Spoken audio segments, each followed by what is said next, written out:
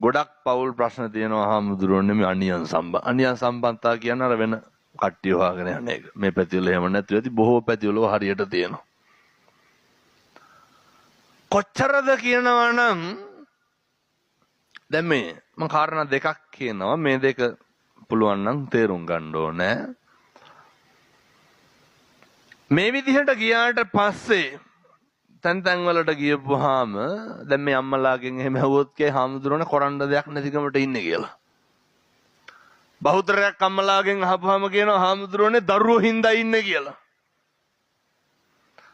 සමහර ගෙවල් තියෙනවා පින්නතුනේ එළියට hina වෙලා කතා බහ කරලා චේන් මුදුමාල බ්‍රේස්ලට් වල්ලු කරාඹු දාලා හිටියට ඒවා ගිනි ගන්නවා ඇතුලේ. බිරිඳයි ස්වාමියයි බත් කටක් ආපු කාලයක් මතක නැහැ.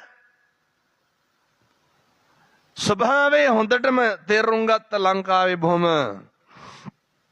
ප්‍රසිද්ධ ව්‍යාපාරික පවුලක කෙනෙක් මට කතා කරනවා. හාමුදුරනේ අපේ මහත්තයාගේ පොඩි හුටපටයක් මට අහු වුණා. මේ මට කලකිරලා හිටියේ මට එපා වෙලා හිටියේ. හැම එකකටම මෙහෙම තමයි. එහෙම මාසයක් විතර ඉන්නකොට හාමුදුරුවන්ගේ බණක් අහන්න ලැබුණා. 4-5 ගමනකට වැඩියෙන් ඇහුවා. හාමුදුරුවෝ කියනම හින්දා පහෝදා උදේ ඉඳන් නැගිටලා පටන් ගත්තලු මොකද්ද? මම ඉතින් කියන තරම් ලේසි නෑ කරන්න.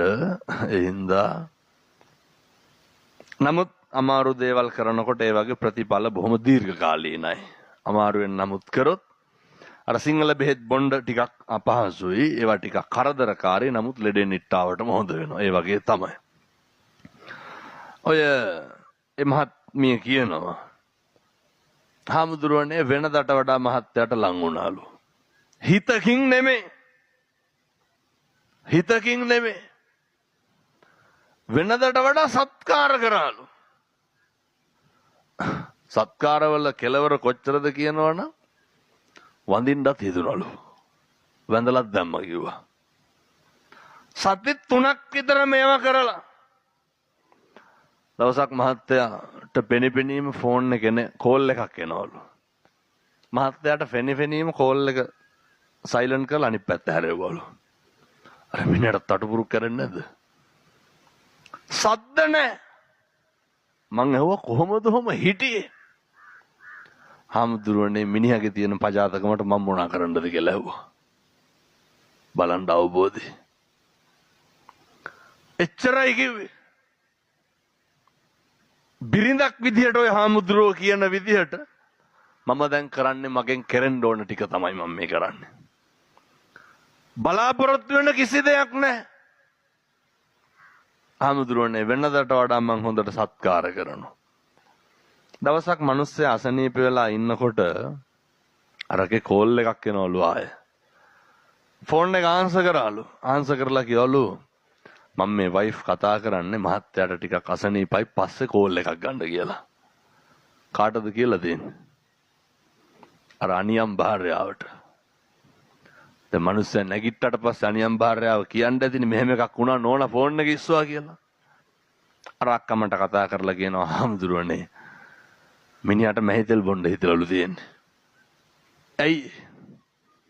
ජීවිතේ ඔය අපි කරන වැරදි ගැන පසුතැවෙන දවසක් එනවා. පශ්චත්තාප වෙන දවසක් එනවා. හැබැයි එකට එක කරන්න ගියොත් මොකද වෙන්නේ? හරි. දැන් ඔය ඇත්තන්ට මේක දරා ගන්න බැරි නම් මේක අනේකගේ තියෙන අසත්පුරුෂකම නිසා අපේ තියෙන සත්පුරුෂකම නැති කරගන්න නම් අවශ්‍ය. මොකද කරන්න ඕන? අර හාමුදුරනේ මණිකණ්ඨ ජාතකේ මොකද්ද කියන්නේ? නාගයා හැමදාම එනවා. බයට මොකද උනේ? බාල සහෝදරයා මම බොහොම කෙටියෙන් කියන සහෝදරයා කියනවනේ මේ ඔය ණය එන එක නවත්ත ගන්න පුළුවන් නාගමාණි කිල්ලපන් කියලා. ඉල්ලනවා. දවසක් කිල්ලුවා, දෙකක් කිල්ලුවා, 3ක් කිල්ලුවා, 4ක් කිල්ලුවා, 5ක් කිල්ලුවා. දවස් 6ක් කිල්ලුවා. අන්තිම නාගයා පැත්තටවත් ආවේ නැහැ. ආයෙ ෂොක් එක ඇයි? අර ආයෙ අහනකොට කියන ආයෙ මොකද අවුලෙන් ඉන්නේ නැහැ. අර හැමදාම ආපු නාගයා දැන් එන්නේ නැහනේ. ගෙවල් වලටත් ඕක තමයි තියෙන්නේ. අර හැමදාම මිනිහගෙන් ගුටි කන ගෑණි එක දවසක් කාපු නැති වුණා මෝල් ගහ ඇඟට පෙරලා ගන්නවලු. ඇයි? අම්මලා හුරු වෙලා ඉන්නේ. එවනම් පත්තියන් වෙලා ඇත්තේ හොඳට දැන්. කිසි වෙනසක් නැහැ. අර ඒක නැතුව බෑවාගෙන එක. අර ඔය පුරුදු වෙන්න එපා. අර මොක වුණත් මිනිස්සයනේ කියන්න පුරුදු වෙන්න එපා. මොක වුණත් පීඩාකාරී දෙයක් තියෙනවා නම් වේදනාකාරී දෙයක් තියෙනවා නම් අසහනයක් ගෙන දෙන දෙයක් තියෙනවා නම් මොකද කරන්න ඕන? අයින් කරලා දාන්න. ඔච්චර වෙන මොකද්ද කරන්නේ? අර ඇඟේ සරව ගෙඩියක් තිබ්බහම හරි කැක්කුමනේ පින්න ඕක මෙඩිකල් අයින් කරන්න. සුද්ධ කරලම දාන්න. පුදුම සහනයක් දැනේ. කවුද මේවා දේශනා කරන්නේ? බුදුවරු.